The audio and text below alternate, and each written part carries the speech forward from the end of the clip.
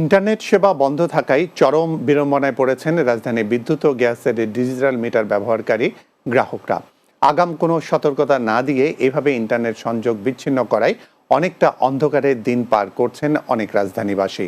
তাদের দাবি, চলমান পরিস্থিতি স্বাভাবিক না হওয়া পর্যন্ত নিরবিচ্ছিন্ন রাখা উচিত বিদ্যুৎ সংযোগ। তবে সমস্যা সমাধানে গ্রাহকদের বিকল্পভাবে ধার দেওয়া হচ্ছে বিদ্যুৎ ইউনিট। এতেও কমছে না ভোগান্তি। বিস্তারিত বুলবুল আহমেদের প্রতিবেদনে।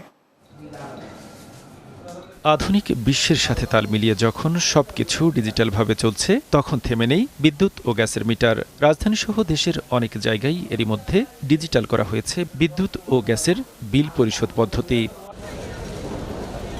তবে কোটা আন্দোলনের ফলে গেল ২৮ জুলাই রাত থেকে দেশব্যাপী ইন্টারনেট সংযোগ বন্ধ রয়েছে। আর এতে করে চরম বিপাকে পড়েছেন ডিজিটাল কার্ড ব্যবহারকারী গ্রাহকরা। এরই মধ্যে অনেকেরই শেষ ইমার্জেন্সি ব্যালেন্স। তাই তো রাজধানীর বিদ্যুৎ অফিসগুলোতে ধার নেওয়ার জন্য সকাল থেকেই ভিড় করছেন ভুক্তভোগীরা।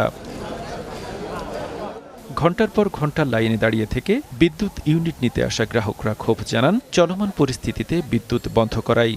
কার্ডে ইলেকট্রিসিটির মেয়াদ শেষ, এই জন্য টাকা নাই, বন্ধ করে দিছে।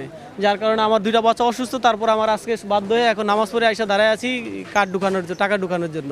আজকে বন্ধ দিন, গভর্নমেন্ট যেহেতু কারফিউ দিয়েছে, সবকিছু বন্ধ করে দিয়েছে, তো ইলেকট্রিসিটি বন্ধ করে দেওয়ার কি দরকার ছিল? বাসায় কয়েকটা বুথ করে দিত, বাইরে অথবা ভিতরে যদি কয়েকটা বুথ করে দিত তাহলে এই ভোগান্তিটা হতো না।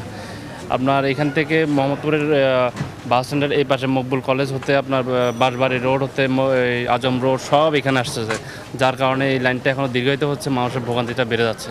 ভোগান্তি কমিয়ে ইন্টারনেট সেবা চালু করা পর্যন্ত বিদ্যুৎ সংযোগ নিরবিচ্ছিন্ন রাখার দাবি অনেকের। কারেন্টের জন্য অ্যাটলিস্ট তাদের বাসায় অ্যাভেলেবেল থাকে, তাদের জন্য ওইটুকু নিয়ে তারা বাসায় থাকতে পারে, কিন্তু সেটাও আমাদের আজকে সকাল থেকে নাই, যে কারণে আমাদের এখন বাধ্য হচ্ছি এসে আমাদেরকে ইমার্জেন্সি ব্যালেন্স নিয়ে বাসা চালাতে। উচিত ছিল বিদ্যুতের যে মিটারের লকটা এটা ওপেন করে দিলে আমাদের রিচার্জ করার দরকার হতো না, অটো ব্যালেন্স চলতো, যখন পরবর্তীতে রিচার্জ করতাম অটোমেটিক মাইনাস করে নিতে পারতো। এই জিনিসটা তো করতে পারতো। দেশের নানা সংকটে সবচেয়ে বেশি ভোগান্তি পোহাতে হয় নগরবাসীকেই, তাই তাদের সমস্যা বিবেচনায় সরকার কার্যকর পদক্ষেপ নেবে, এমনটাই প্রত্যাশা ভুক্তভোগী এসব মানুষের। বুলবুল আহমেদ, বাংলা টিভি, ঢাকা।